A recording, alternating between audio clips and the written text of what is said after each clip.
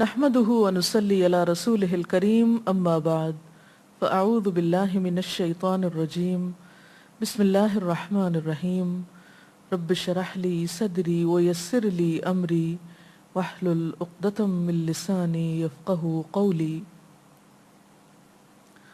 قرآن مجید میں اللہ سبحانہ وتعالیٰ کا ارشاد ہے وَتَزَوَّدُوا فَإِنَّ خَيْرَ الزَّادِ التَّقْوَى وَاتَّقُونِ يَا أُولِي الْأَلْبَابِ۔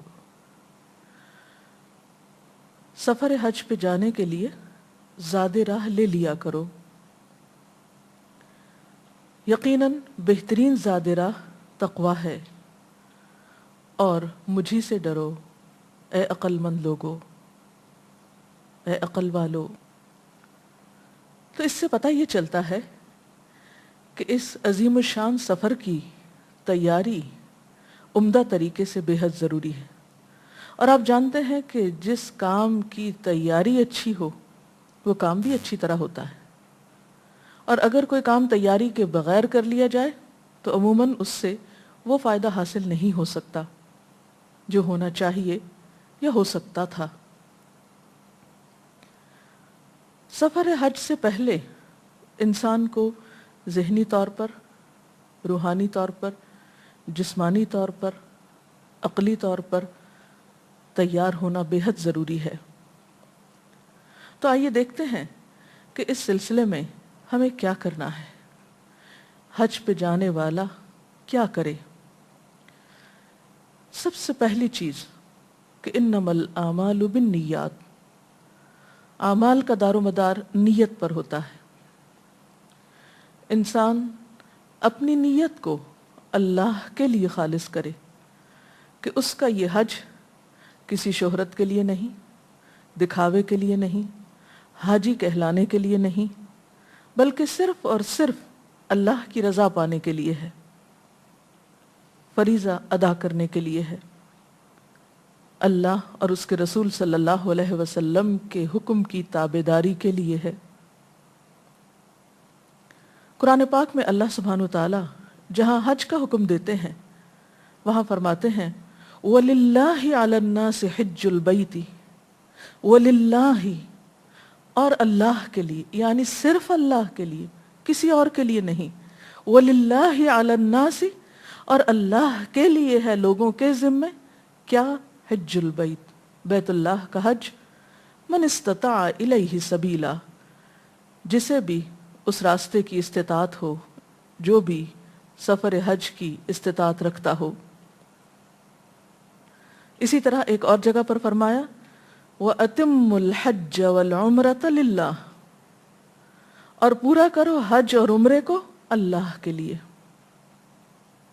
تو سب سے پہلی چیز جو ایک حاجی کو اپنے ذہن میں رکھنی چاہیے وہ یہ ہے کہ میرا یہ سفر صرف اور صرف اللہ کی خاطر ہے، اس کی رضا کے لیے، کیونکہ کوئی بھی کام جس میں اللہ تعالیٰ کے ساتھ کسی اور کی رضا شریک کر لی جائے وہ کام اللہ تعالیٰ کی رضا کا پھر نہیں رہتا۔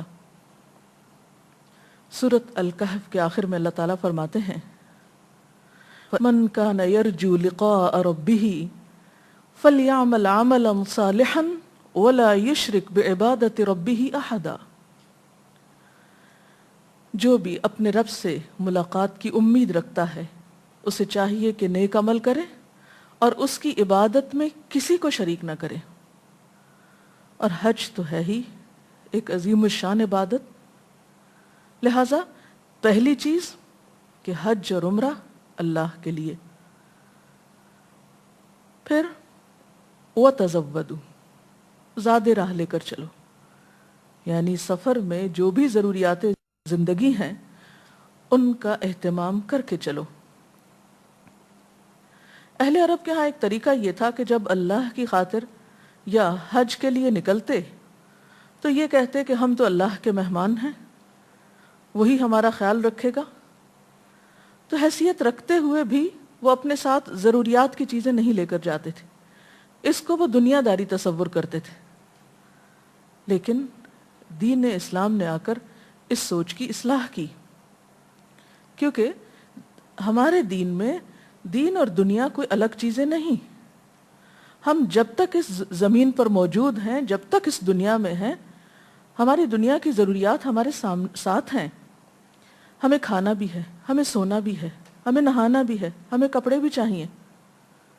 ہم بیمار بھی ہو سکتے ہیں انسان ہونے کے ناطے، تھکاوٹ بھی ہو سکتی.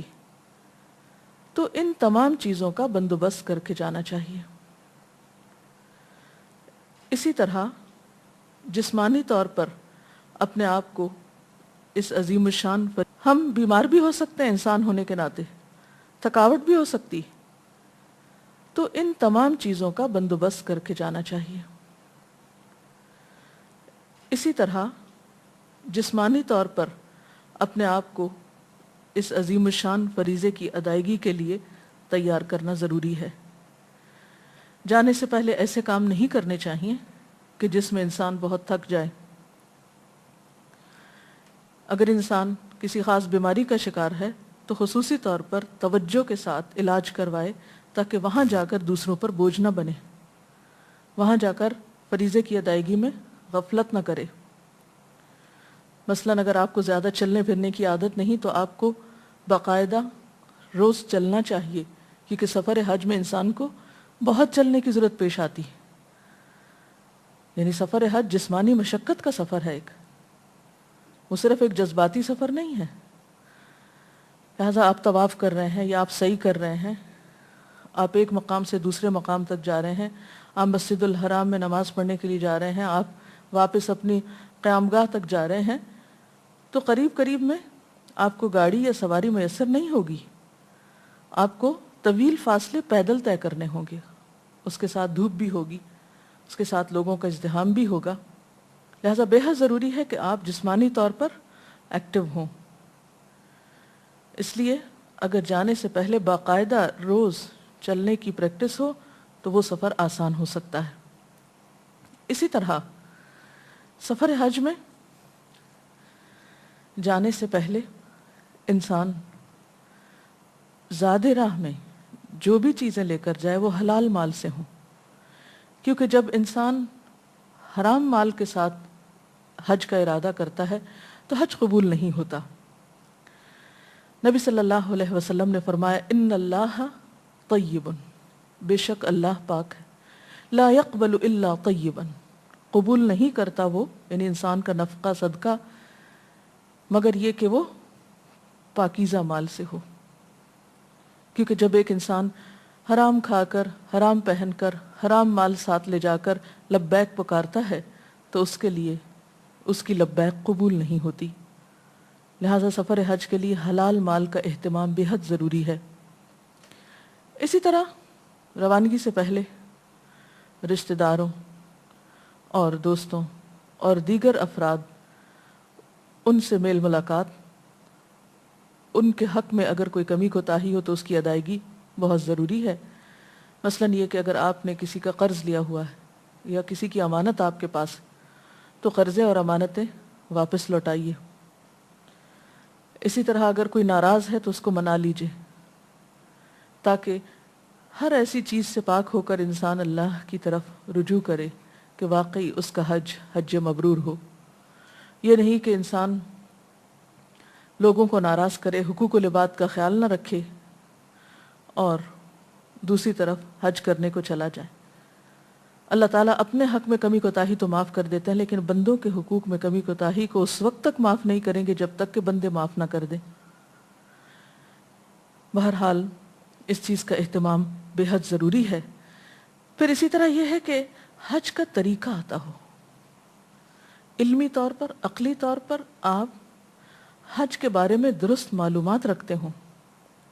کیونکہ اگر آپ حج کے لیے جا رہے ہیں، آپ کو بہت شوق ہے، آپ بہت خوشی کے ساتھ روانہ ہو رہے ہیں، مال آپ کا پاک ہے، باقی ذمہ داریاں بھی آپ نے پوری کر دی ہیں، لیکن آپ کو پتہ ہی نہیں کہ آپ کو کرنا کیا ہے، تو آپ کیا کریں گے؟ آپ صحیح حق ادا نہیں کر سکیں. اور وہاں اتنا موقع نہیں ہوتا کہ آپ ہر سٹیپ پر دوسروں سے پوچھیں، بعض اوقات کوئی بتانے والا بھی نہیں ہوتا.